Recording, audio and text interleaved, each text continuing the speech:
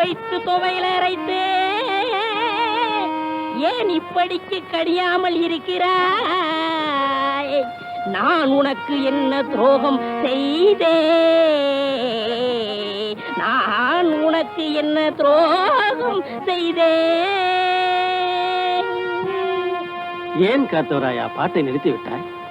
ஏன் என் பாட்டில் மயங்கி விட்டீர்களா? நான் ஒன்று உங்களுக்காக பாடவில்லை. நான் பாடி இந்த பழத்தை பழுக்க வைக்கிறேன். நீ பாடுறதுல கூட தப்பு இல்லடா. பாடியா பழத்தை பழுக்க வைக்கிற? சின்னமணியானுக்கு தெரியாம பெட்டியை தூக்கிட்டு வந்ததுக்கு 4 பேர்த்த அனுப்பி வைக்கிறேன். இப்படி ஆளுக்கு அடிச்சாங்கன்னா நம்ம நிலைமை என்னாகிறது? போடா, நீ தானே அடி வாங்கி கொடுத்த. உங்களோட 2